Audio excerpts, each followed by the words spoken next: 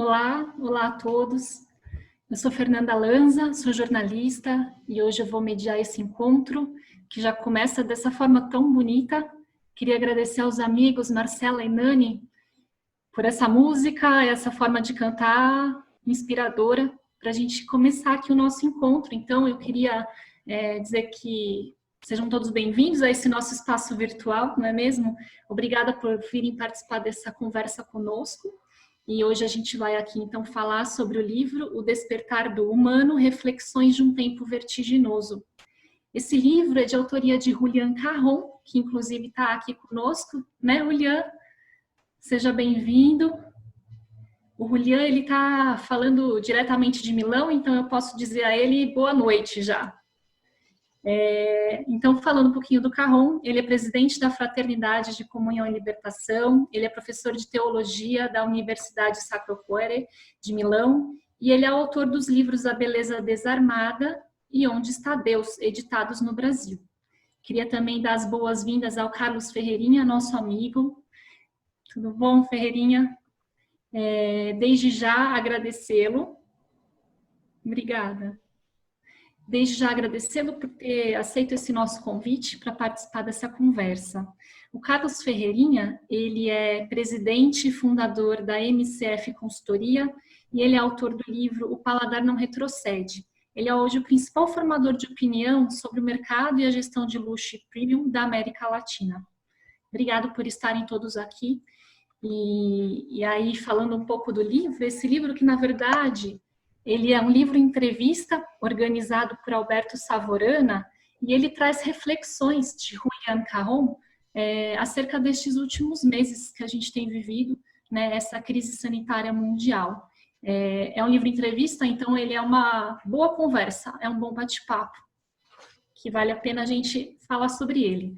Para a gente começar a nossa conversa hoje, eu gostaria de trazer para vocês um pequeno resumo. Imagino que talvez alguns aqui não tenham tido ainda contato com a obra, então eu vou fazer um resumo para que a gente possa compreender o contexto desse livro e aproveitar melhor esse diálogo.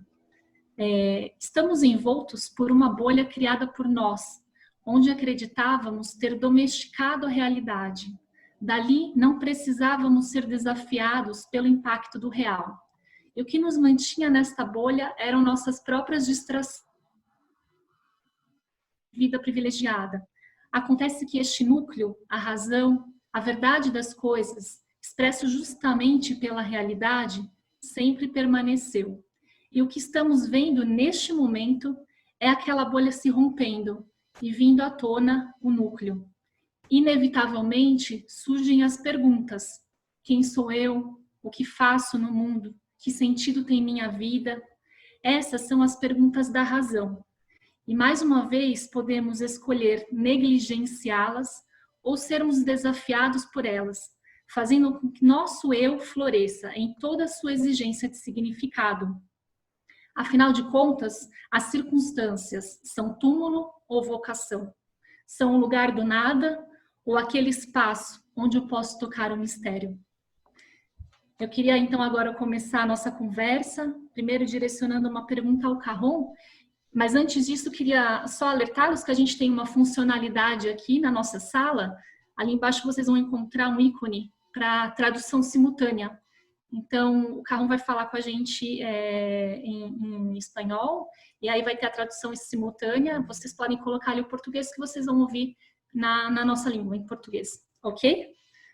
Começando então, Carrón, nos seus 2 últimos livros, inclusive lançados aqui no Brasil, A Beleza Desarmada e Onde Está Deus, você já insistia na afirmação de que o tempo que a gente vive, esse tempo preciso na história, é um momento de oportunidade, é um momento positivo para o resgate da nossa fé. Lendo agora O Despertar do Humano, me parece que esse ponto ele é ainda mais decisivo. A gente que já se imaginava num mundo um tanto caótico, de repente nós fomos atravessados por uma pandemia e o que já era caótico chegou perto de um limite extremo, né? A nossa geração nunca viveu algo parecido. E você volta a afirmar, este é um tempo positivo, de oportunidade. Então, minha primeira pergunta, eu queria que você nos ajudasse a entender o que diferencia esse olhar positivo que você traz nesse livro de um otimismo ingênuo, um positivismo com os dias contados para acabar.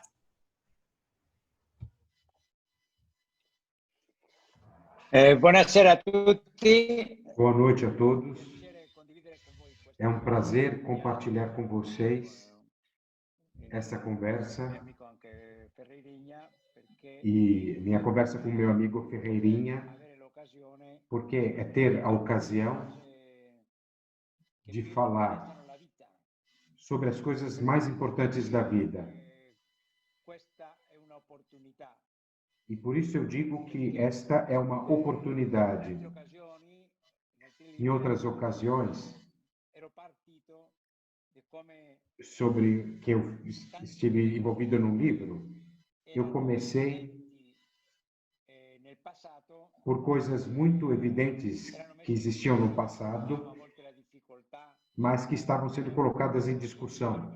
Por exemplo, a relação dos pais, filhos, relação alunos, professores, entre os amigos, coisas que se compartilhavam antigamente, consideradas óbvias por todos, e que estavam deixando de serem óbvias. E isso era uma ocasião para irmos ver o que era capaz de vencer o passar do tempo. Tem uma frase de Hannah Arendt, que sempre me tocou, que diz, quando chega uma crise, que é, por exemplo, o desmoronar das coisas evidentes, quando chega uma crise, é uma grande ocasião para nos colocarmos perguntas. É uma oportunidade de entender as questões da vida. E agora, você me diz que este momento é ainda mais decisivo do que o anterior, porque chegou uma provocação da realidade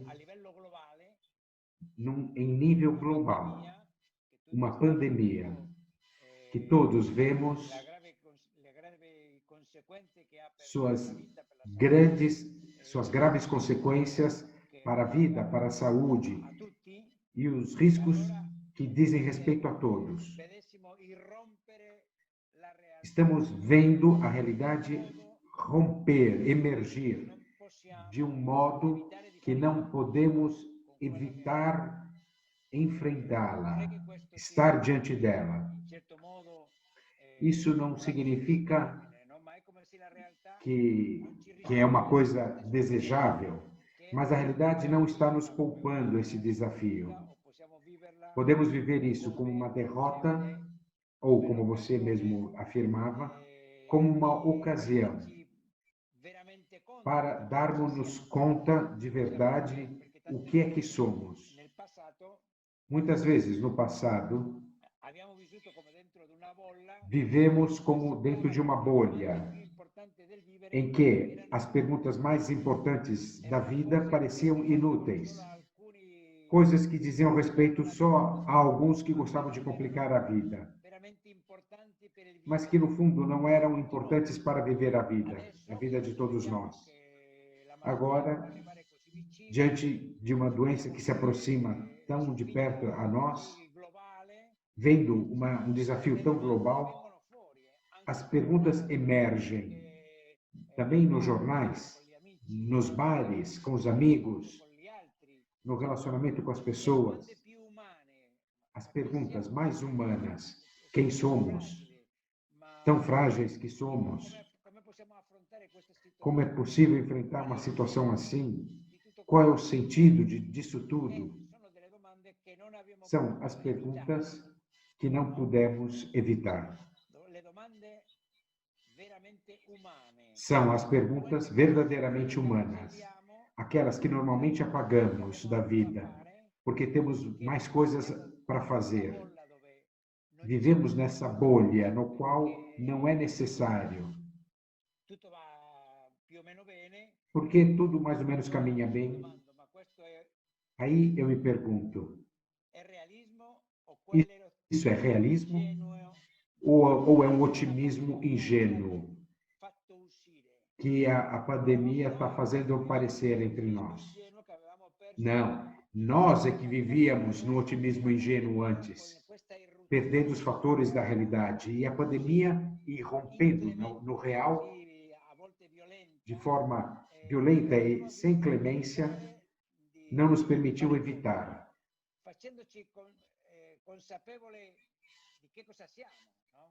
E fez com que nos dessemos conta do que somos. A bolha, a distração, as atividades cotidianas tinham nos feito esquecer a urgência da vida, a urgência de um significado. Nós precisamos de um significado para viver. Portanto, éramos nós que estávamos vivendo fora da realidade. Agora a gente está tendo que prestar as contas diante da nossa fraqueza, fragilidade, a nossa impotência diante da pandemia. Temos que prestar as contas com o fato de não podermos reduzir o que está acontecendo a uma opinião. Nietzsche dizia: não existem fatos, só existem interpretações. Esse niilismo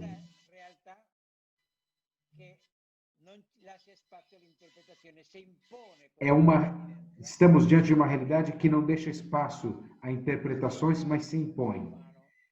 E nos desperta o nosso humano com todas as suas perguntas.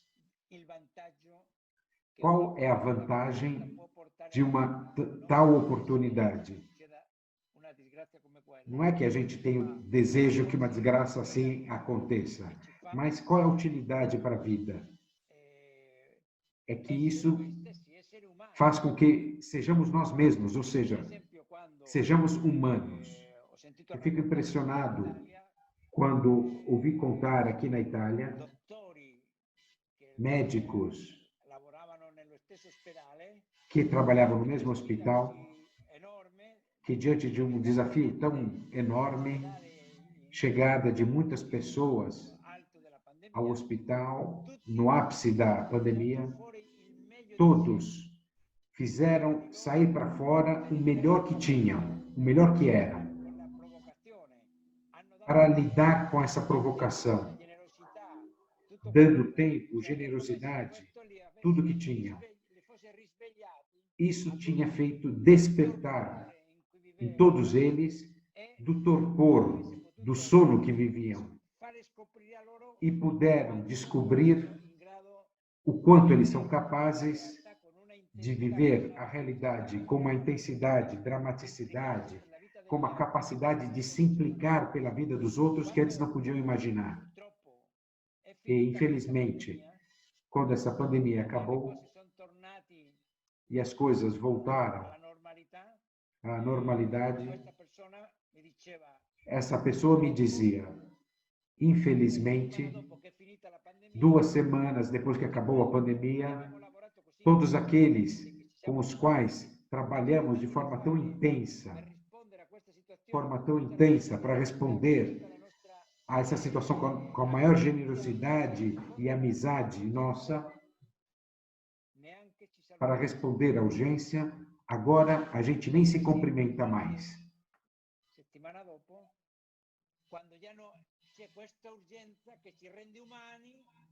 Existe uma urgência que nos torna humano e depois voltamos a um tipo de relacionamento que nos impressiona, porque parece que a gente não se conhece. Vivemos tantas coisas juntas, fomos obrigados a viver de forma tão intensa a relação com as pessoas e depois, num certo momento, tudo desaparece e parece que as coisas se tornam óbvias e achatadas.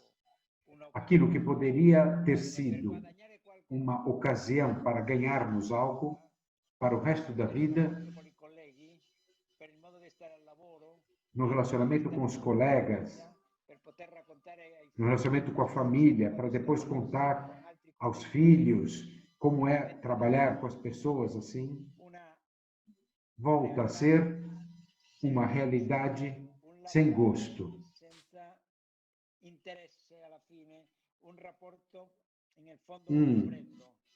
Um relacionamento frio.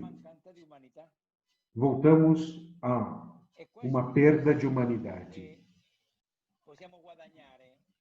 É isso que podemos ganhar vivendo essa provocação da realidade como ocasião para despertar o nosso eu. Obrigada, Carron, pela resposta.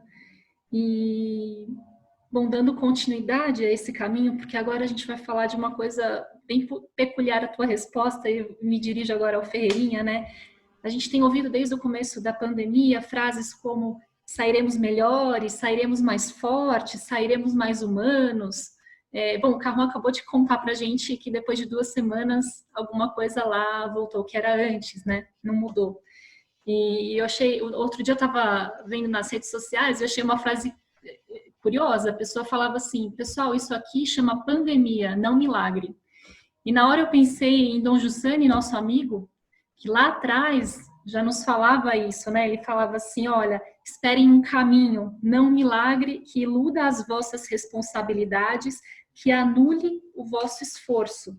E aí eu vou ler uma frase aqui que está no livro, na página 65, que o Carron nos diz o seguinte: a mudança não ocorre por simples acúmulo de impactos, de eventos e de impressões das coisas que sucedem, mas por uma compreensão do sentido do que nos acontece, ou seja, como ganho de consciência. Portanto, a nossa mudança não pode ser mecânica. Sairemos mudados desta situação se, por meio das provocações que a realidade nos faz, aprofundarmos agora a descoberta de quem somos e do que é que vale a pena viver, do que é que nos permite não ficar abatidos. Então, Ferreirinha, queria te perguntar o que você acha, né, dessa questão do milagre versus um caminho, que as pessoas esperam um milagre, enfim, né? E nesses últimos tempos, se você tem percebido em você, se você tem experimentado este caminhar, e se você consegue identificar no seu dia quais são os pontos que te permitem fazer esse movimento, esse caminhar. Fernanda, muito obrigado. Primeiro, prazer imenso estar aqui, um prazer que me comove, me emociona muito, as oportunidades que eu tenho com todos vocês. A minha gratidão ao Braco aí sempre por ser tão generoso nessas oportunidades. É uma honra para mim estar ao lado do Carron. Já é a 3ª vez que eu tenho essa oportunidade e eu fico sempre muito impressionado com a capacidade reflexiva do Carron de forma muito plena e de forma muito ampla, que me comove muito. E é tão interessante, Fernanda, que essa sua própria pergunta ou a sua própria reflexão, melhor dizendo, a frase que você leu do livro na citação de Carron, por si só, ela já resume absolutamente tudo que nós precisamos para esse momento. Eu vejo, primeiro, Fernanda, assim, a carência humana ela é tão forte e ela tem sido tão acentuada nos últimos anos ou nas últimas décadas. O período do individualismo tem sido muito forte, o período da impaciência tem sido muito forte, o período das relações comprometidas tem sido tão forte que, num momento como esse, mesmo que seja uma pandemia, eu tenho tido cuidado de falar para muitas pessoas e clientes, para mim mesmo e para os meus funcionários, onde eu digo, tomem muito cuidado que isso é um vírus, né? Isso não é uma ressignificação humana, isso é um vírus. Mas olhando dessa forma, eu entendo, ou pelo menos eu compreendo, melhor dizendo, por que as pessoas ficam tão ávidas pelo milagre? Porque elas se sentem sozinhas, né? Elas se sentem que esse é um momento, talvez, mais do que apropriado para se ressignificar a existência humana. E se projeta no vírus quase toda e completa responsabilidade para que o vírus também, além de criar uma crise de saúde sem precedentes, mas ele também seja responsável em ressignificar a nós, humanos. E eu compreendo o porquê. São as muletas.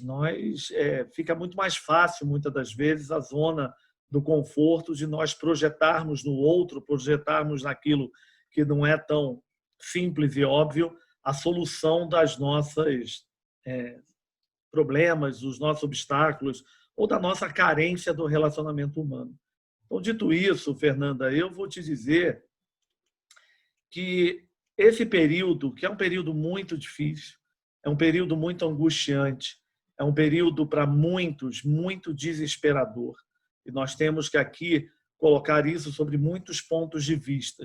Nós temos que colocar o ponto de vista humano nas relações. Não é simples as pessoas de uma hora para outra se desconectarem do outro. Nós fomos educados a estar convivendo com pessoas o tempo inteiro. E no momento que se diz fique em isolamento social e evite abraçar, evite beijar, principalmente para algumas culturas, como as culturas latinas, isso tem um peso muito grande. E para algumas pessoas isso é muito desesperador e angustiante. Mas tem também um outro lado que nós não podemos esquecer. Uma pandemia como essa levou a todos nós a uma crise de desmonte social e econômico muito dolorido. Nós estamos falando de ondas muito preocupantes de desemprego, muito preocupantes de distanciamento social ainda mais profundo entre as classes. Esse é um momento que se acentuam muitas dores sociais, as dores socioeconômicas, as dores dos distanciamentos sociais. Então, olhando por essa forma, nesses últimos 4 meses, 5 meses, o caminho mais difícil para mim tem sido esse. Tem sido me permitir a refletir sobre esse momento. Me permitir, e eu vou usar um termo aqui, não sei se ele é tão correto, mas eu tenho me pressionado e me obrigado a passar por essa travessia. E eu tenho chamado, Carron, eu tenho chamado de uma travessia desde o início. Esse é um termo que eu tenho usado muito, mercadologicamente, comigo mesmo. Eu tenho dito que isso é uma travessia. E nessa travessia, a minha maior busca tem sido a reflexão consigo mesmo e a reflexão com aqueles que estão no meu dia a dia, sejam amigos, família, os meus funcionários, que eu preciso também ali ser capaz de construir reflexões que vão nos levar a outros momentos e a outras possibilidades após essa travessia.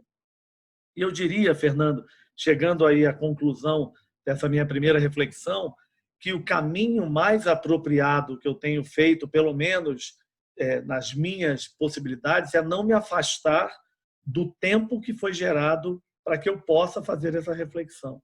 Acho que muitos de nós passamos a nossa existência, ou boa parte dela, projetando a responsabilidade que nós não temos tempo.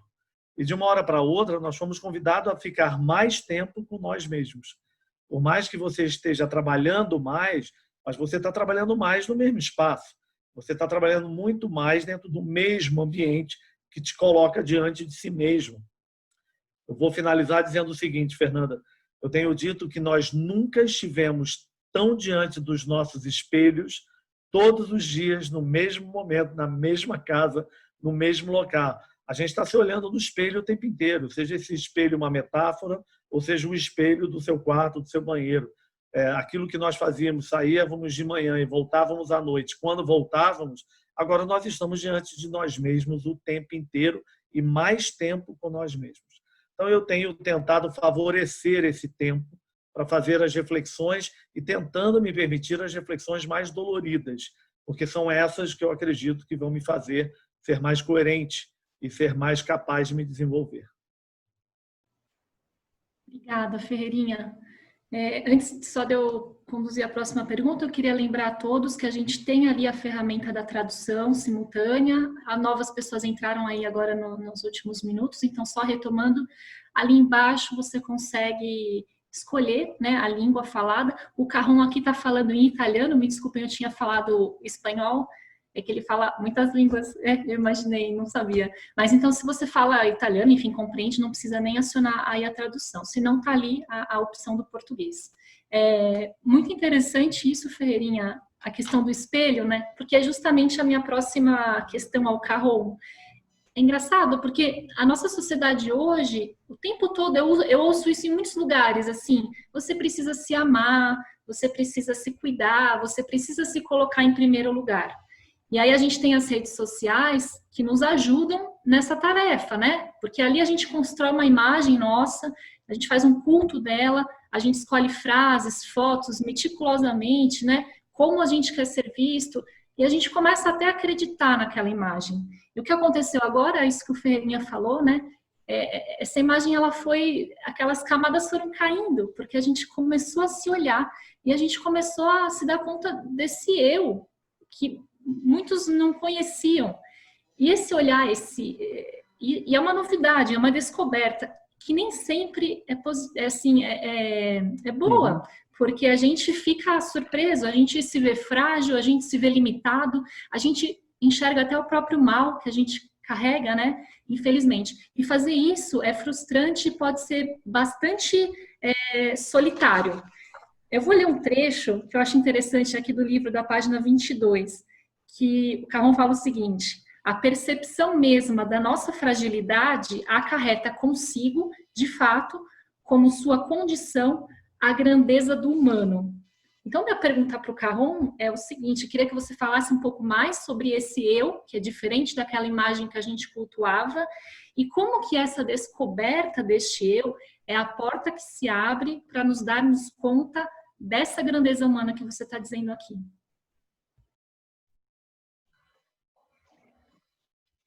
Ti ringrazio tanto. Eu te agradeço muitíssimo por esta pergunta.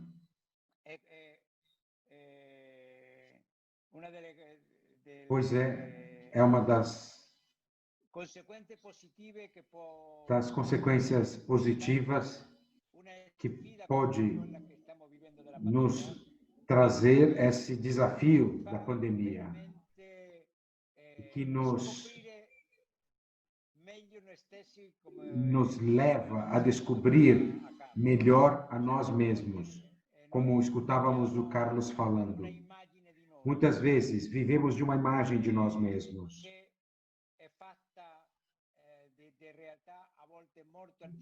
feita muitas vezes de coisas superficiais do nosso eu. Mas quando a realidade nos provoca, como agora está fazendo de forma poderosa, a gente não pode evitar, não consegue evitar essa situação. E emerge para nós mesmos um eu nosso desconhecido. Você dizia, mas ao mesmo tempo que descobrimos nós mesmos, com toda a beleza que isso pode significar, mas isso também não é ao mesmo tempo frustrante ou solitário. Para te responder, seria suficiente levar em conta aquilo que Carlos disse antes. Esse caminho que ele fez nessa solidão, nessa relação com um eu desconhecido, fez com que ele tivesse mais contato consigo mesmo, fez um caminho de conhecimento de si que antes, que talvez ele não tivesse feito, porque não teria sido obrigado a parar. Isso me faz pensar em algo que eu cito no livro, que eu tinha lido antes. Um livro que um indivíduo que ficou muito tempo na prisão e que disse: quando a gente é obrigado a parar, a gente é obrigado a pensar. E ele o dizia de forma positiva. A pessoa pode ser obrigada a parar por causa de uma doença, de uma pandemia, vários motivos, como nós agora. E isso pode se tornar ocasião de descoberta de nós mesmos. Isso nos faz entender que não é necessário fugir continuamente de nós mesmos, como no cotidiano normal da vida a gente faz, ficando fora de nós mesmos, não vivendo conosco. A gente precisa ter a música ou a televisão ligada por causa da incapacidade de estarmos conosco mesmo. Ouvir Carlos falar dessa alegria de ter tempo para si, para descobrir a si mesmo, é a abertura de um mundo que muitas vezes é desconhecido para nós e, portanto, uma possibilidade. Mas não só para nós, porque quando obrigados a parar e viver uma relação muito próxima, por exemplo, não podendo sair de casa, alguns filhos estão tendo que ficar mais tempo com seus pais. E essa é uma ocasião de descobrir um tipo de relacionamento entre eles que antes não havia. Eu estou lembrando de um estudante universitário de Roma que me contava, surpreso, como ele sempre teve muita dificuldade na relação com seus pais. E só a ideia de pensar que ele teria que ficar trancado em casa com eles, só fazer ele entrar em tilt, em angústia, ansiedade. Ao contrário, como ele foi obrigado a viver de forma tão intensa a relação com os pais, esta foi uma ocasião, ele mesmo me contava, de descobrir os seus pais. Porque na vida corrida, no preconceito que a pessoa faz do outro, com as imagens que a pessoa faz dos outros, como faz de si mesma, a gente pensa que não é possível haver um relacionamento distinto do cotidiano, do normal. E para ele foi uma ocasião de descobrir a si mesmo e descobrir os seus pais. E descobrir-se em relacionamento com eles. Foi uma ocasião de prazer, de intensidade de relacionamento que antes ele não conhecia. Nós pensamos que somos muito inteligentes e já sabemos o que é a realidade, o que são os relacionamentos, como o outro é, como nós somos. Ao contrário, numa situação como esta, ela nos obriga e não estamos habituados a parar e ver a nossa fragilidade, nossos limites. Começamos a descobrir um mundo sobre nós mesmos, relacionamentos que se tornam 100 vezes melhor e que nem podíamos imaginar antes que seria possível. Nos tempos normais, deveríamos, então, nos tempos normais, deveríamos nos abrir à possibilidade de que relacionamentos assim, ou fatos que nos acontecem como uma doença, possam trazer coisas boas para nós.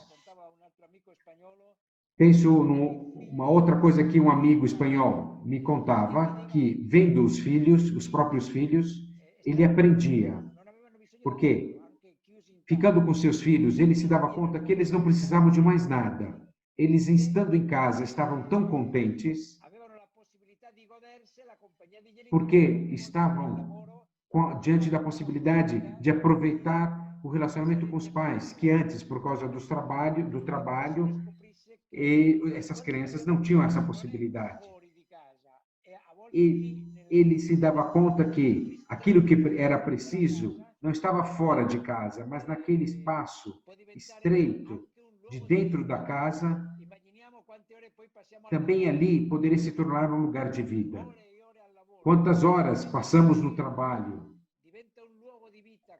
E muitas vezes o trabalho pode se tornar um lugar de vida,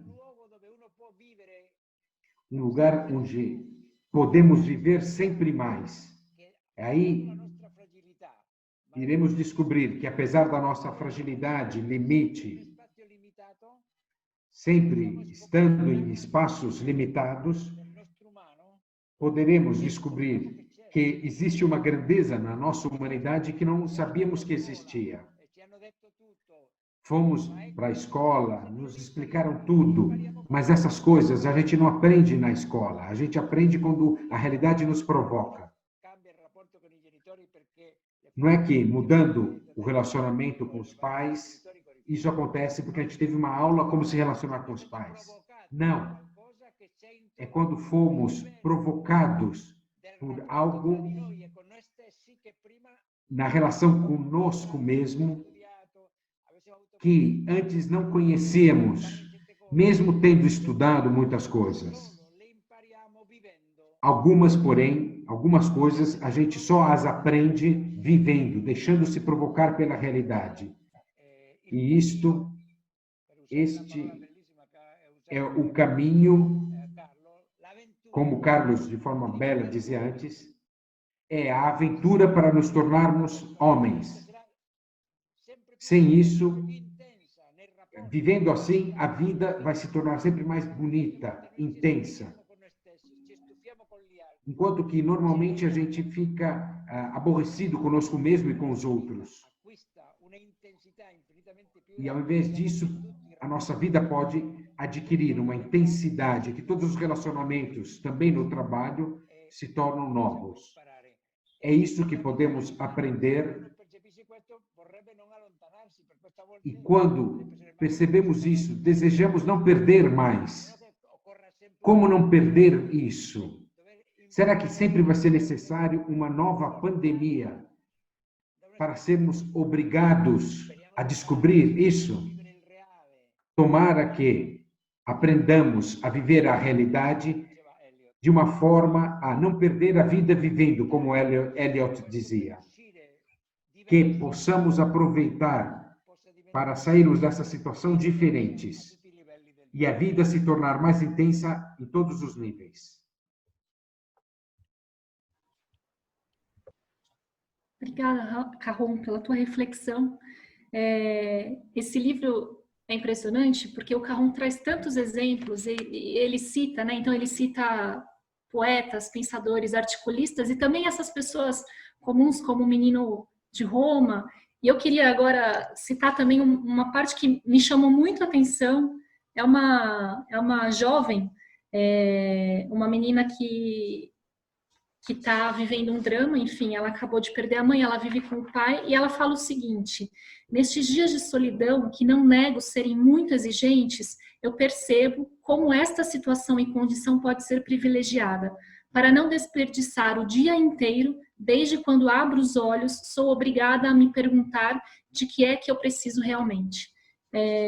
Isso me provocou muito, e continuando a falar dessa nossa descoberta de um eu, eu queria também trazer novamente para a questão das redes sociais, porque é uma forma da gente se relacionar, né? Assim como a gente se relaciona nos ambientes de trabalho, dentro de casa, na família, também, né? Nesses espaços.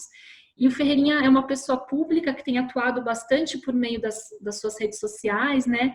E imagino que você também tenha observado o Ferreirinha. Eu tenho percebido uma certa mudança nessa dinâmica dos influenciadores com os influenciados, como se tenha surgido uma demanda, é preciso estar de forma diferente também nesses lugares. O que era já não faz mais muito sentido. As pessoas estão ali também buscando essa outra profundidade de relacionamento que o Caron relatava para nós. Então, eu gostaria de saber de você, se você sentiu essa mudança, se você percebeu, se você descobriu alguma coisa sobre você. A gente já entendeu que você está nessa travessia, né? Mas como que isso reflete num ambiente virtual? Como a gente não desperdiça o nosso tempo nesses lugares? Olha, Fernanda, eu, mais uma vez, né, me sinto muito comovido de estar aqui, mas seria extraordinário se nós estivéssemos todos aqui ouvindo apenas você e o Caron, porque é profundo, é dolorido, né, passar por todas essas reflexões e muitas das vezes com a humildade de perceber que cada um de nós temos as nossas fragilidades, né? Nós buscamos isso no dia a dia também. Todas essas reflexões, elas são individuais também, e não muito distantes daquilo que nós fazemos no dia a dia. Eu vou te dizer o seguinte, Fernanda. Eu acho que a grande dificuldade das redes sociais, essa era de hiperconectividade que nós vivemos, O grande desconforto e o grande incômodo e a grande inquietação, ela está exatamente alinhada àquilo que você trouxe na reflexão agora prévia com Carron e que você construiu agora. Quando nós usamos as redes sociais para projetar um eu que não somos nós. E esse é o grande ponto que eu vejo de mais desconfortante, mais que gera uma inquietude maior nas redes sociais. E aqui eu não digo apenas nós individualmente nos projetando nas redes sociais, mas nós também buscando nas redes sociais projeções de personas que nós também gostamos de adular, de celebrar, ou muitas das vezes até buscar no outro aquilo que de alguma forma desconforta em nós individualmente. Então, quando essa relação com as redes sociais ela é pautada em cima dessa projeção ou em cima dessas buscas que muitas das vezes não representam a transparência, a verdade de forma absoluta, ela é muito desconfortante. O fato é que essa hiperconectividade, que não nasceu agora, não é o vírus, eu volto a dizer, a gente tem que tomar muito cuidado, porque há uma tendência a projetar no vírus muito mais responsabilidade do que ele já tem. Ele, por si só, já é responsável por muitas situações de desafios que nós estamos vivendo. Mas também não é ele que criou as redes sociais, não é o vírus que criou esse momento da transformação digital. Isso é um coeficiente de aceleração. Mas elas estavam aí, pelo menos nos últimos 20 anos, e 10 anos principalmente, com grande expressão. As redes sociais, quando bem utilizadas, elas são ferramentas poderosíssimas, inclusive para a conexão do humano. E quando aqui o Carron, no seu brilhantismo de reflexão e no próprio tema e conteúdo do livro Despertar do Humano, eu vou aqui dizer que as redes sociais, quando bem utilizadas e quando trabalhadas da forma que supostamente nós acreditamos que deveria ser aquilo alinhado aos nossos princípios, elas são ferramentas poderosas, Fernanda. Eu te falo que eu, que tive sempre um envolvimento com muitos movimentos de jovens da minha adolescência, início de juventude, em formação católica, através das redes sociais, eu fui capaz de montar o meu grupo novamente e um grupo de amizade de aproximadamente de 30 anos. E nós nos conectamos e mantemos, mais uma vez, uma relação contínua de troca de afeto, de carinhos, de preocupação um com o outro, em cima do Facebook e do WhatsApp. O nosso grupo do WhatsApp, o WhatsApp é uma rede social, nós não podemos esquecer disso. O WhatsApp é uma ferramenta de rede social. O WhatsApp e o Facebook foram ferramentas importantíssimas para que eu pudesse novamente me conectar a essas pessoas que foram muito importantes na minha vida, a trazê-las de volta, a tê-las novamente muito próximas de mim. Elas foram fundamentais, essas ferramentas de utilização. E agora, durante a pandemia, quando você colocou sobre a voz pública, eu vou te dizer que eu mesmo, Fernando, aqui, de uma forma muito, eu diria, modesta e humilde de dizer, porque eu não quero passar aqui uma interpretação equivocada, mas eu mesmo, na minha voz pública de mercado, de pensador estratégico, de pensador de gestão, do outro lado, a carência das pessoas perdidas nesse momento, porque as pessoas ficaram perdidas, né? O que fazer, para onde ir, quanto tempo comigo mesmo, desesperadas no meio disso tudo, seja na área de negócios, na área de si mesmo, porque da mesma forma que o Carron comentou, e eu achei brilhante a forma que ele colocou, e isso traz no livro, sobre esse tempo com nós mesmos e para a família, para a relação com os filhos, mas foram muitas as pessoas também que tiveram muita dificuldade de ter mais tempo com família e de ter mais tempo com filhos. Tiveram muitas as pessoas que, na verdade, pautaram essas relações que não eram relações fortalecidas ou os pilares não estavam fortes, e esse excesso de tempo gerou isso, desconforto também, inquietação nas pessoas que estavam muito tempo com as próprias famílias. Então, eu vou te dizer que o que foi surpreendente para mim, eu exponenciei a minha voz de gestão nas redes sociais como eu nunca tinha tido nos últimos 20 anos. E aqui eu estou sendo sincero, a quantidade de pessoas que eu passei a me conectar pelos meus princípios de pensamento estratégico, pelos meus princípios de levar informação, de levar, de alguma forma, né, pelos meus princípios de gestão, que são baseados em afeto, naquilo que eu observo no dia a dia, eu te falo, Fernanda, foi assustadoramente positivo. Eu tenho me conectado com pessoas de diversos lugares do mundo, de diversas regiões do mundo, e todas elas na busca de informações que ajude elas a passarem por essa travessia, seja ela econômica, seja ela familiar, seja ela em termos de negócios. Então, dito isso, aquele tempo que eu comentava e que o Caron corroborou nas reflexões deles, esse maior tempo com nós mesmos também traz muita revelação, tudo ficou mais revelado, Fernanda.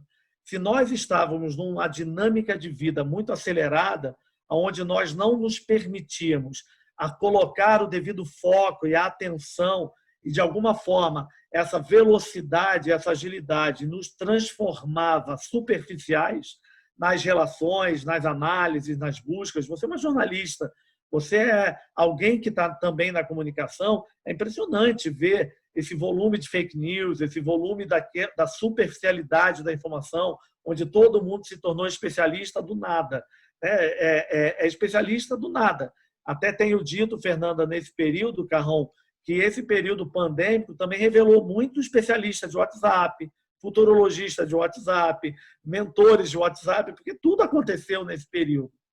Então, olhando dessa forma, Fernando, como nós tivemos, volto a dizer, mais tempo com nós mesmos, nós também passamos a observar com maior profundidade aquilo que nós nem estávamos nos permitindo.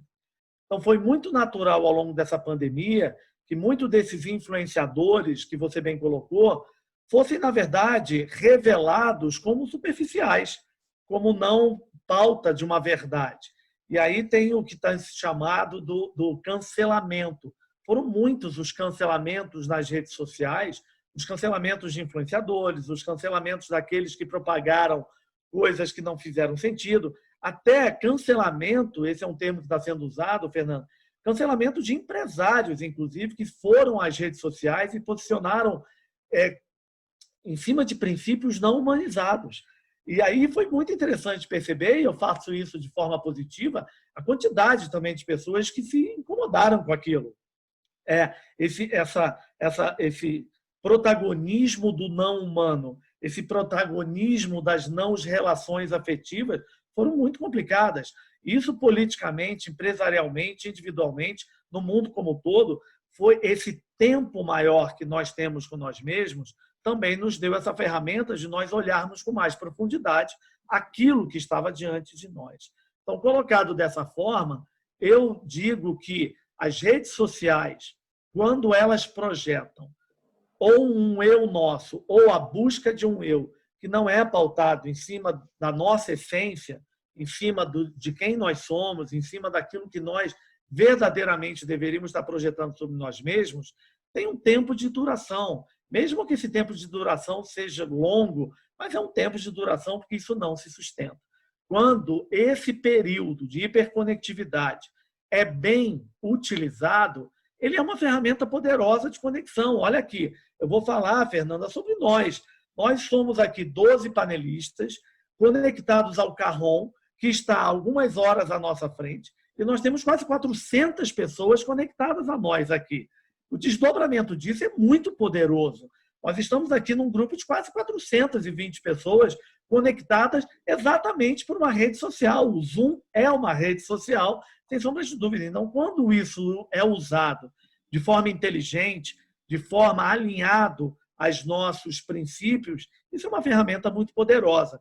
E aí eu vou finalizar essa breve oratória aqui, Fernanda e Caron, dizendo o seguinte: eu tenho, Caron, dito que, e isso se tornou uma oratória minha importante nesses últimos meses, eu tenho falado publicamente para muitos dos meus projetos, com os meus clientes, até mesmo, mais uma vez, comigo, com as minhas empresas, com os meus colaboradores, eu tenho dito que eu acredito muito que, ao final dessa travessia pandêmica, que ainda tem muito altos e baixos no mundo como inteiro, deverá ser assim ao longo desse ano, eu tenho dito, Fernanda, que 3 pilares eu acredito que serão genuinamente muito importantes a partir de agora, para as empresas, para as marcas, para os gestores e para nós, indivíduos.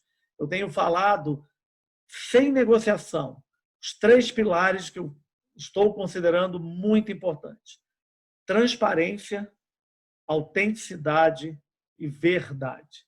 Se nós conseguirmos trabalhar de forma a nossa transparência da nossa essência, a verdade com nós mesmos e, acima de tudo, o poder da autenticidade, nós teremos também tido uma oportunidade nessa travessia tão dolorida. A maior parte de nós conseguirá ultrapassar isso com outras oportunidades da descoberta do nosso humano, da descoberta dos nossos princípios. Porque também, Fernando e Carron, com muito carinho eu vou fazer esse comentário, não são todos, né? Tem muitas pessoas que entraram e sairão dessa travessia exatamente da mesma forma. Tem outros que entrarão e sairão piores. Mas são muitas as pessoas que também estão aproveitando esse momento para se tornarem mais interessantes consigo mesmos. Então, eu digo, a transparência, a autenticidade e a verdade são 3 pilares que eu acredito que passam a ser mais importantes e mais interessantes para as nossas reflexões a partir de agora. Obrigada, Ferreirinha. Eu, de fato, quis trazer essa conversa porque eu tenho percebido o Ferreirinha está fazendo muita live, as pessoas buscam muito, né? E outro dia eu estava acompanhando uma live e uma pessoa te falou assim: você é muito humano e você traz isso para o profissional. É engraçado, né? Porque a gente tem essa tendência de achar que as coisas são desconexas. Então, acho que o Ferreirinha, ele chama atenção porque na questão da gestão e do trabalho e tudo mais, ele traz essa humanidade que a gente consegue identificar, porque nos realiza.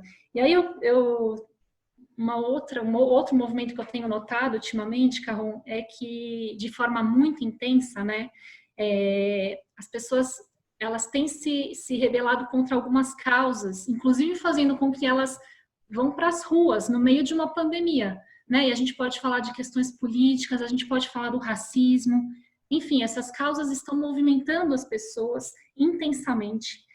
E eu consigo perceber que elas nascem daqueles desejos, né? Daqueles desejos últimos de justiça, de beleza, de liberdade. Essas pessoas se movem por conta desses desejos. Sem entrar nos méritos ideológicos aqui, né? Enfim, é o senso religioso vibrando, eu consigo ver isso.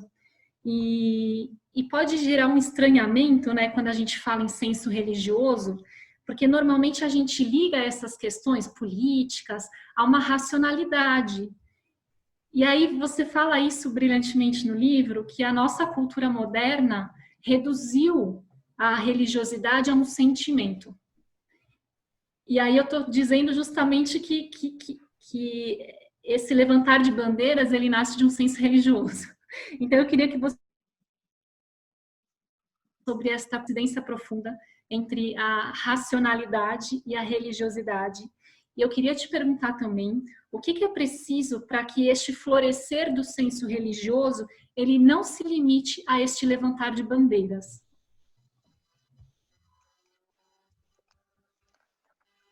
É uma das coisas que mais impressiona. Quando fiz a apresentação com os amigos de Portugal, um dos convidados, um professor, ele também estava bastante surpreso dessa relação entre a religiosidade e a razão. Porque isso significa que existe uma forma bastante difundida no nosso tempo de reduzir a religiosidade a sentimento religioso, no sentido mais deletério do termo, ou seja, uma coisa piedosa, só para pessoas sentimentais. Ao contrário, a religiosidade desde o início da história, coincidiu com o relacionamento com a realidade, diante da beleza do universo, das estrelas. A realidade, diante da realidade, é que a pergunta religiosa emergia. Leopardi é um poeta italiano famoso aqui, ele dizia: diante do céu estrelado, eu me maravilho diante do mundo sem limites e me pergunto, quem sou? As perguntas mais humanas, mais verdadeiras, emergem diante da realidade. O senso religioso coincide com estas perguntas.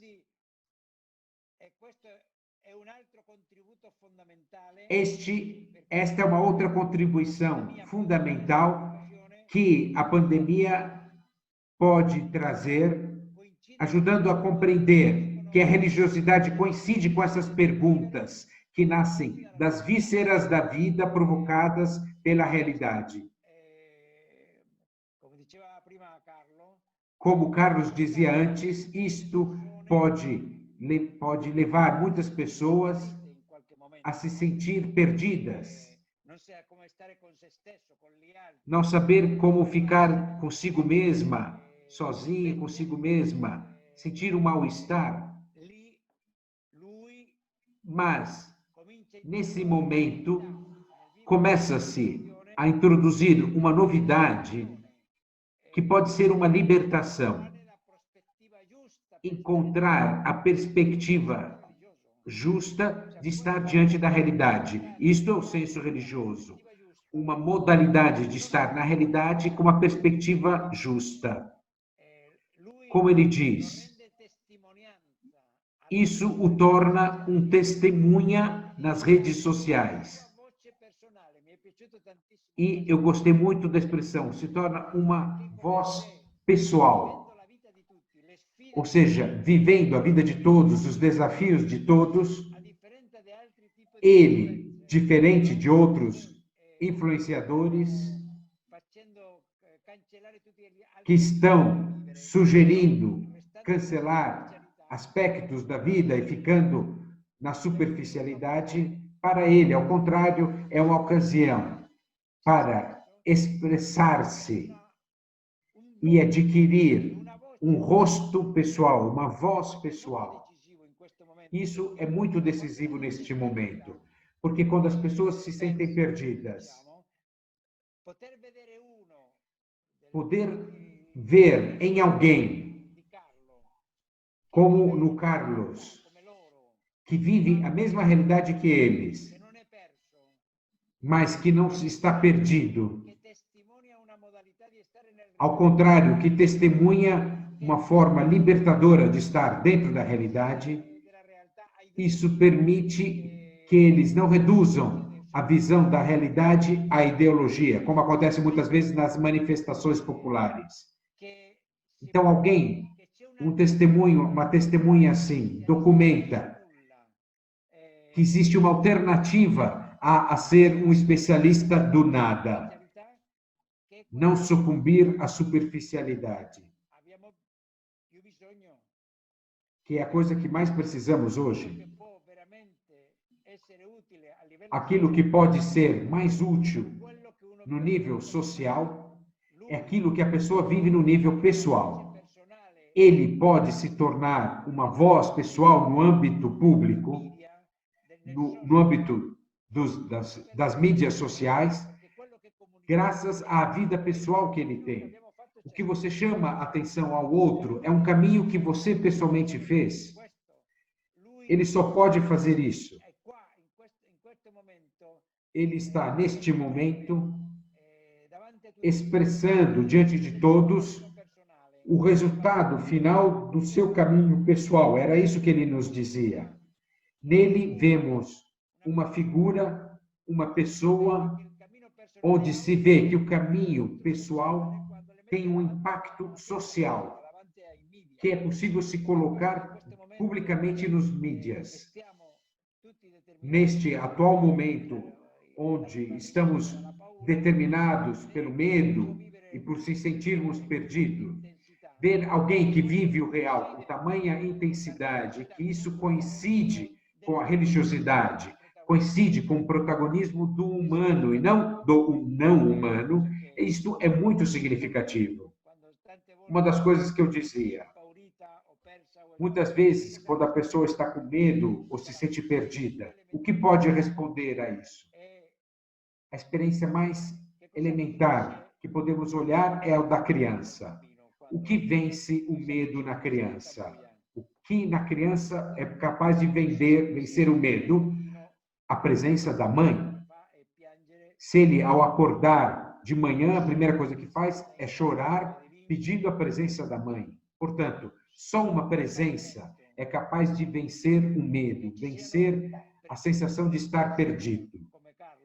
Que haja presenças nas mídias sociais, como o Carlos, é um bem para todos, porque revela que todos nós precisamos de presenças nas quais vemos encarnada uma modalidade de viver a realidade que é convincente, humana, e, portanto, não somos obrigados a viver fechados nas nossas ideologias ou nas nossas medidas, sufocando no nada.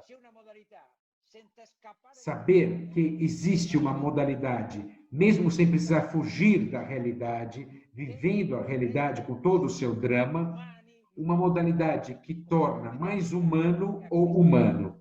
Vemos no Carlos alguém que se torna uma voz absolutamente pessoal, mas que é um bem para todos. Por isso, agradeço enormemente o que ele diz, porque é o que os outros podem reconhecer como muito humano.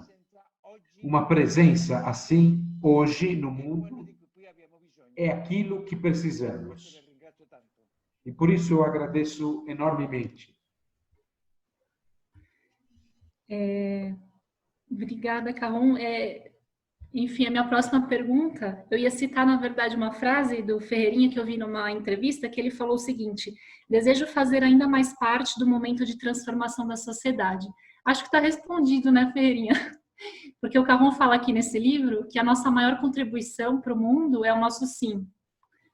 Então, era isso que ele estava nos falando agora. Eu ia falar aqui do tema da caridade, porque é uma outra questão que o livro aborda, né? E eu tenho percebido ao meu entorno, mesmo dentro da minha casa, e também nessa tua fala, um desejo grande da gente olhar para o outro. Então, me parece que, conforme a gente se dá conta da gente, né, daquele eu, nasce naturalmente um desejo de olhar o outro. E daí surge a caridade, né? Tem uma frase do livro, na página 59, que Carron fala assim: a ocasião de nos tornarmos mais nós mesmos e então mais úteis para os demais. É incrível isso, né?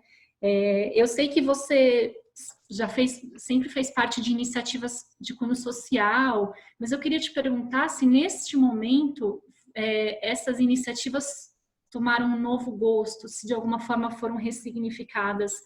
E se você acredita que isso pode ser uma herança para a nossa sociedade, para quem fizer esse caminho, enfim, quem aceitar essa provocação, da questão da caridade como um sentido de realização da própria vida. Sem sombra de dúvida, Fernanda, e o primeiro ponto, isso que você traz, dessa citação minha na entrevista, sobre ainda mais preocupado em fazer parte dessa transformação da sociedade, na verdade, eu sempre digo, Fernanda, que essa é uma decisão individual, né? Não é que todo mundo tem que trilhar o mesmo caminho, mas eu tomei há muitos anos a decisão que a minha vida é pautada no outro. Então, eu me dou por completo para os meus funcionários, para os meus amigos, para a minha família, para quem estiver próximo de mim. Aqui nem de longe estou dizendo que esse é o caminho certo. Esse é o meu caminho, e se esse meu caminho inspira a outras pessoas, ótimo. Se não inspira, pelo menos eu estou buscando a minha paz, aonde está a minha principal forma de entender a mim mesmo. E uma das formas que eu entendi desde muito cedo era que o outro me alimenta muito mais do que eu consigo fazer comigo mesmo. Essa é a minha dinâmica. Então, nessa dinâmica, eu volto aqui a trazer a questão dessa ressignificação do tempo, que eu tenho visto isso como o mais importante elemento de reflexão nesse período, que é essa ressignificação do tempo. Eu vou lhe dizer, Fernanda, que a pandemia ela tem muitas características. A Covid-19 ela trouxe, é a primeira vez que nós passamos por algo dessa magnitude na civilização, na dinâmica que nós entendemos enquanto civilização mercadológica, etc.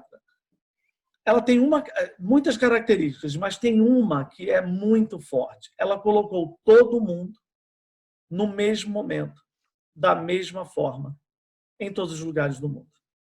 Eu não estou dizendo que todos estão passando por essa travessia da mesma forma, mas eu estou dizendo que todos foram acometidos no mesmo momento. Claro que alguns passam essa travessia sem ter nenhum lugar para dormir e outros estão nas suas casas de praia, nas suas casas de fazenda. Mas mesmo aqueles que estão em posição social financeira muito elevada não podem pegar o avião e ir para qualquer lugar, porque as fronteiras estão fechadas. Então, naquele exato momento, o seu avião poderoso, o seu helicóptero, não fez diferença nesse exato momento da Covid, porque você não podia se movimentar. Então, dito isso, eu tenho falado, Fernanda, aqui mais uma vez, como tudo foi ao mesmo tempo. É porque nós estamos vivendo quase um reality show, né? É um programa ao vivo, que está todo mundo passando por esse programa ao vivo, se colocando diante desse programa ao vivo. Ficou mais revelado a ausência do outro. Porque como nós nos isolamos, e nós nos isolamos dessa convivência contínua, pessoal, social, familiar, profissional, a ausência do outro ficou muito revelada. E na ausência do outro, nós fomos entender quem era esse outro. E muitas das vezes, muito daquilo que já estava há muito tempo claro do nosso lado, as comunidades periféricas, os microempresários que têm seríssimos problemas para manter a sua vida no dia a dia, as grandes rupturas e os gaps sociais, que sempre estavam ali, do nosso lado, né? De uma hora para outra, isso ficou muito mais revelado.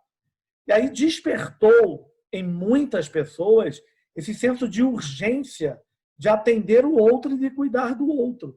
Mas, na verdade, muitas das vezes é um outro que já clamava por ajuda em silêncio, muitas das vezes, mas esse berro silencioso já existia. E o que nos faltava era essa ressignificação do tempo e essa ausência do outro para que a gente observasse isso. De uma hora para outra, as pessoas passaram a perceber que a ausência da manicure doeu, que a ausência do lixeiro nesse exato momento que não passasse para recolher lixo, você estava mais tempo em casa, você ia entrar em pânico, que a ausência daquele profissional que trabalha no supermercado estava te fazendo falta. Então, essa ausência do outro fez com que a gente estivesse diante de um clamor de urgência para ajudar o outro. E aí esse espírito da solidariedade, da doação, foi genuíno, foi verdadeiro. Eu tenho absoluta certeza disso. Claro que tem alguns que utilizam esses momentos como um oportunismo, mas não é a grande maioria. A grande maioria foi verdadeiramente um despertar de urgência solidária, de uma urgência de coletividade, de uma urgência de doação. Todos finalizarão da mesma forma? Seguramente não. Todos passarão por isso da mesma forma? Não. Mas eu tenho falado, Fernanda, assim, a maior parte daqueles que deram esse passo da solidariedade, da doação, possivelmente, se a maior parte se permitiu a isso, talvez nós tenhamos aí uma possibilidade bem significativa de revelar essas outras possibilidades que nós temos de cuidar do outro. Uma frase que eu tenho usado muito, Fernanda e Carron, eu tenho falado muito, Carron, que esse é um período que deixa mais revelado que é menos individualismo e mais coletividade. É menos olhar só para nós e mais exercitar olhar o outro, porque isso ficou muito revelado nessa pandemia, que sozinho nós não conseguimos passar por isso. Nós precisamos mais do que nunca do outro, seja qual for essa manifestação, para conseguir fazer essa travessia de forma mais equilibrada. Obrigada, Ferreirinha. A gente vai se aproximando aqui do nosso momento de encerramento, mas eu ainda tenho tempo para fazer uma pergunta. Então, queria aproveitar a fala do Ferreirinha para perguntar para o Carron. Você cita, Carron, o discurso do Papa, né, nesse livro, quando ele fala assim, demos-nos conta de estar no mesmo barco, todos frágeis e desorientados. Aqui no Brasil gerou uma certa repercussão das pessoas dizendo exatamente isso que o Ferreirinha mencionou, né? Olha, a gente está na mesma tempestade, mas uns estão de lancha e outros estão a nado tentando não se afogar, né? E isso, na verdade, reflete esse abismo social que a gente tem no nosso país e que com a pandemia foi mais aprofundado ainda, né? E isso a gente consegue identificar nas diferenças de atendimento médico, na dinâmica das escolas. Então, algumas crianças conseguem ter aula remota, outras crianças não têm o que comer, elas iam na escola receber a merenda. A questão da moradia, da alimentação, tem muitas coisas. Me parece tudo muito injusto, né? E é impossível a gente não se comover diante dessas coisas. Então, a minha pergunta para você é, como enxergar o positivo? Existe o positivo aí?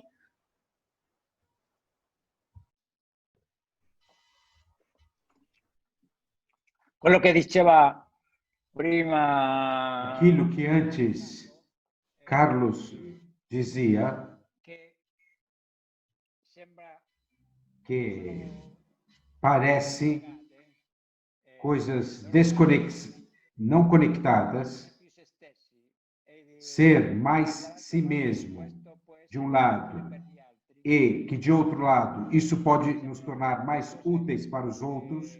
Alguém pode pensar que essas duas coisas não se relacionam, mas ele pode ter uma voz pessoal e dizer o que acabou de dizer sobre a solidariedade, coletividade, sobre o relacionamento com o outro, o valor do outro,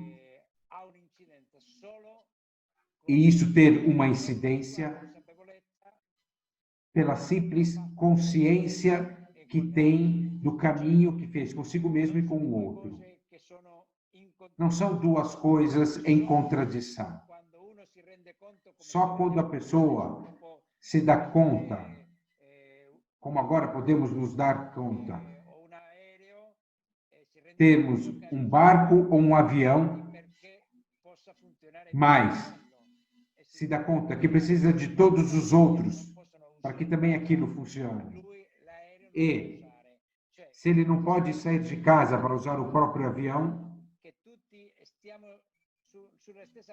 darmos-nos conta que estamos todos no mesmo barco significa darmos-nos conta que estamos conectados, não podemos viver sem o outro. Como ele dizia, o outro pertence à definição do meu eu. A gente não pode evitar perceber isto. Essa situação faz com que entendamos que não podemos viver sem esse relacionamento recíproco de uns com os outros. É isto que pode facilitar a compreensão de como,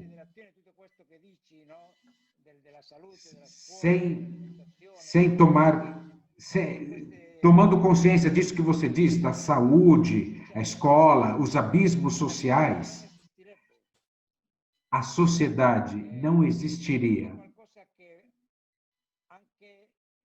É algo que em qualquer situação a pessoa viva, em qualquer nível da escala social, todos nós podemos nos dar conta de quanto precisamos uns dos outros. Talvez assim, isso seja um passo de consciência e compartilha. Porque sem o outro, a vida se fecha e viver se torna impossível. Portanto, é uma ocasião, ou como vocês diziam, uma herança para a sociedade. Essa pandemia, uma vez passada, se não, quem sabe não voltaremos aos velhos esquemas, mas apareça que aprendamos algo daquilo que realmente precisamos. Por acaso, quem não sentiu a gratidão por tantos médicos e enfermeiros que arriscaram a vida? Tantos assistentes sociais. Foi um bem para todos. E temos orgulho que haja pessoas capazes de gastarem a si mesmos pelos outros, de qualquer nível social. Quem teve necessidade de médicos, de ajudas, ou mesmo de ajudas em casa, porque eram já idosos, pessoas que pudessem lhe levar uma comida, ou compras do supermercado, que houvesse alguém, todos nós descobrimos aspectos do rosto do outro que nos era desconhecido. Talvez, voltando à vida normal, poderemos olhar a mulher da caixa do supermercado de uma forma diferente da que normalmente olhamos. A enfermeira que cuida de nós, ao professor da escola. Tudo isso pode, de fato, se nos darmos conta do valor de cada um, do lugar que ele ocupa, isso poderá se tornar uma revolução. Mas, infelizmente, isso é rapidamente esquecido. Mas, pelo menos por um momento na nossa vida, nós vimos que darmos-nos conta que todos estamos no mesmo barco, isso é um bem para todos. Obrigada. Ferreirinha, não sei se você quer complementar com alguma coisa. A minha única... Eu fiquei aqui comovido com uma citação agora do Carron, Fernando, que mexeu bastante comigo. Eu cheguei a escrever aqui, bem grande, porque eu quero manter isso, quando ele diz que a ausência do outro torna a nossa vida impossível de ser vivida. E isso foi verdadeiramente muito revelado durante essa pandemia. E eu te agradeço por isso, Carron, por trazer essa citação, porque eu acredito muito e vivo intensamente com essa verdade, tento buscá-la de todas as formas. A ausência do outro torna a nossa vida impossível de ser vivida. Isso é magnânimo, isso é brilhante e resume muito daquilo que nós nos propusemos a fazer aqui nessa especial e memorável oportunidade de troca. Muito obrigado por isso, Carron, por essa inspiração tão memorável, porque deixa claro que, ao final, somos nós que fazemos a diferença para o outro e é o outro que faz a diferença para que a nossa vida tenha um sentido maior. Obrigado. Eu também fiz uma anotação aqui que me chamou a atenção, que o Carron falou assim: o outro pertence à definição do meu eu. Eu vou ter que dormir com essa, não sei vocês. Eu vou ter que elaborar e pensar e contar com a ajuda dos meus amigos. Enfim, a gente chegou aqui, infelizmente, ao final desse encontro, não ao final desse diálogo, porque quem ler e reler esse livro vai estar sempre sujeito a esse diálogo. O livro é justamente isso, ele propõe essa conversa. Então, enfim, é uma oportunidade. Eu gostaria agora só de dar oportunidade para vocês também se despedirem. Acredito que o Carron tenha um recado para nós e fiquem à vontade.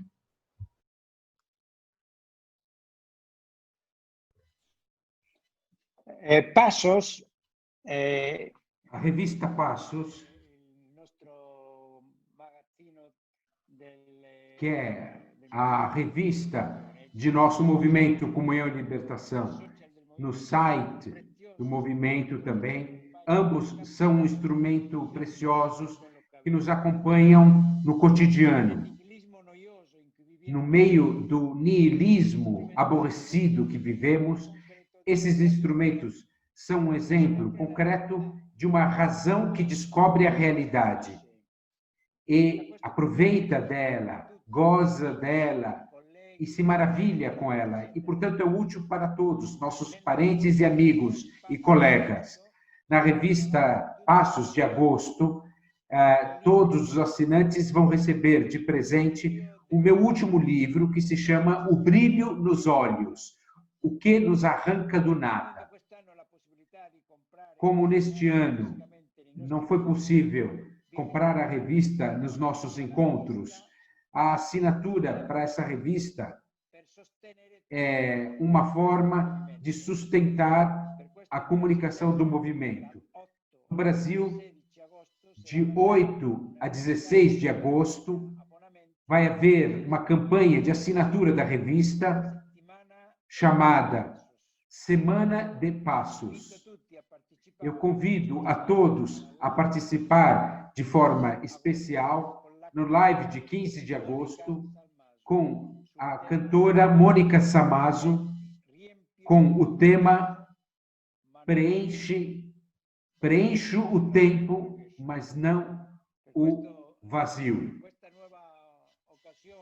Esta nova ocasião que agora temos de ler este livro, esse novo livro, O Brilho dos Olhos, o que nos arranca do nada, poderemos encontrar nesse novo livro também uma proposta de um caminho para nos sairmos do nada. Qual é o caminho que a gente pode fazer para que a nossa vida não faça parte do nada que nos circunda? Nesse texto, vocês vão poder encontrar instrumentos para esse caminho. Eu quero agradecer muito por esse diálogo estupendo. Obrigadíssimo, Carlos. É sempre bom te encontrar e te ouvir falar. E obrigado a todos por esta oportunidade juntos. Boa noite.